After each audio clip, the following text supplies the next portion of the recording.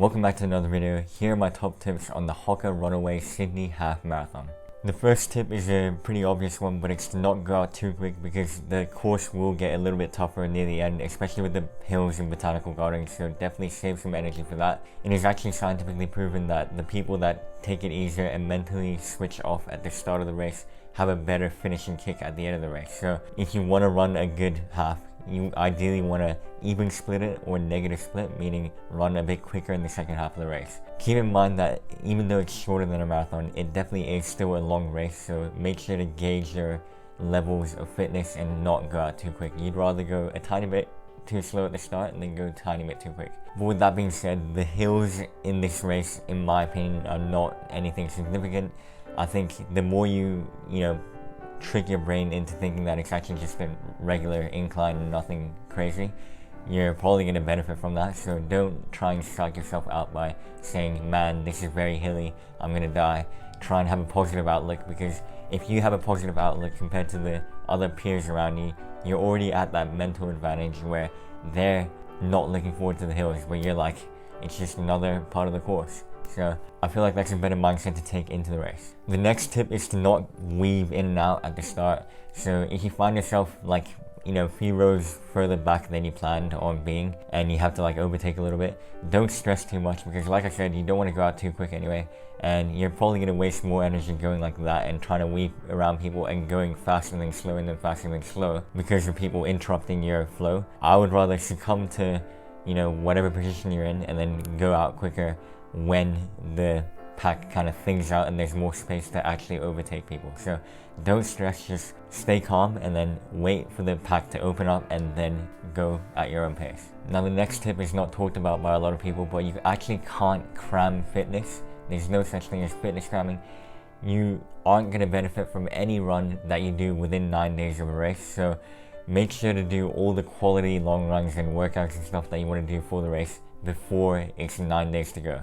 So when you are at the stage where there's only 9 days or under left, you kind of want to make sure your legs feel good, so it's more like short, frequent runs. Don't take too many days off in a row, but also don't run very long distances or too fast. I would rather you do a short, easy run and then strides at the end, which are 10 to 15 second accelerations from around 60% of your max speed all the way up to maybe 85% of your max speed, and do that 4 times with proper full recovery, maybe a 30 to 60 second jog in between. But that's going to help you maintain your good running form, but not tax you too much, because you're only running for 10 to 15 seconds at a time. So that'll be enough to maintain your biomechanics. And then apart from that, you just want to shake the legs out and not feel too idle, but also not tire yourself too much by doing a 2-hour long run within 9 days of the race. So short runs, strides, and that's all you kind of need to do. And make sure to run the day before the race, because a shakeout run the day before will always make your legs feel better, rather than you doing absolutely nothing the day before and just sitting on your couch and letting your legs kind of lock up in a sense.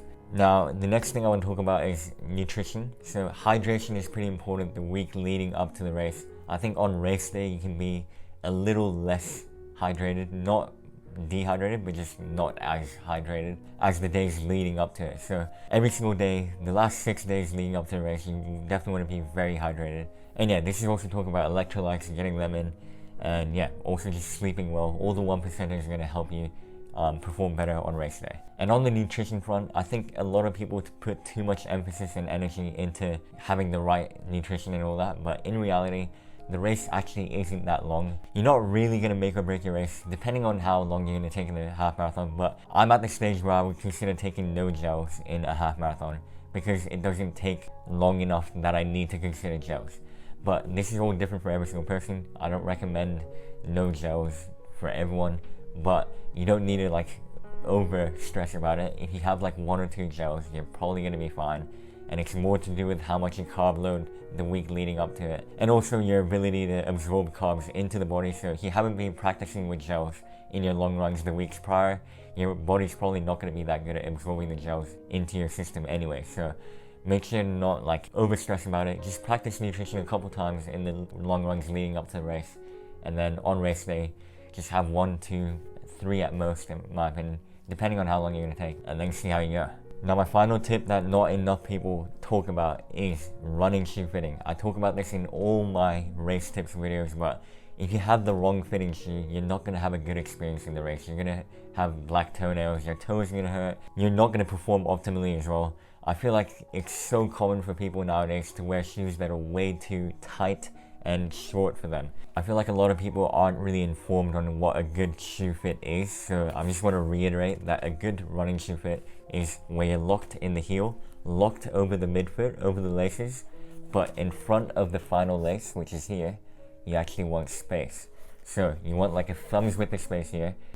I feel like so many people don't have a thumbs width of space at the end of their shoes, and if you're doing a half marathon or a marathon, I don't know how you actually get away with it and, you know, cop the toe pain and stuff. Like, I feel like it's such a nice experience to finish your race and not actually have toes that hurt so much that you can't run for a long time after. You have to understand that when you toe off as well, the shoe flexes a little bit, and when the shoe flexes, your toes aren't getting shorter. So technically the shoe gets a tiny bit shorter, but your toes don't get shorter, meaning you're ramming the end.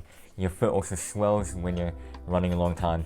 And the final thing I want to talk about is that your toes do all the stabilizing for your foot and your entire body. If you're cramming your foot or curling it to fit into a shoe, you're actually sacrificing performance because your toes are meant to stabilize your foot. So you actually want the feeling where you're locked over the knuckle, but your toes are free flowing. Otherwise you are sacrificing performance and you're also just not going to have a good experience. So make sure to get the shoe fit right. I made a whole video on how to get the proper pair of running shoes for you, so make sure you watch that video. But yeah, apart from that, the half marathon is a long event. A lot of it is mental. Try and like be strong mentally, don't give up, and don't let your cadence drop when you get tired. And for those that don't know, cadence is the amount of steps you take per minute. So everyone's gonna range between, I'm assuming, like 150 all the way up to 205-ish, most of the population. And there's no such thing as a right cadence, but the one thing you don't want is for your cadence to drop throughout the race. So if you start at like 180 cadence, you probably don't want to drop down to 172 by the end. And the way to do that is to make sure your arms are still moving faster than your legs, because then your legs will keep up with your arms. I feel like we know that we look stupid if our arms are moving way faster than our legs, so our legs will match the cadence, meaning it all starts with the arms and then your legs will follow. Hope this video was helpful. Leave a like, comment below, and subscribe for more content. Good luck on race day. I'm a photographer, so I'll be taking photos for people. If you want private photos to, you know, have guaranteed photos, feel free to hit me up on Instagram and I'll make sure to get some good ones. But apart from that, I will see you in the next video.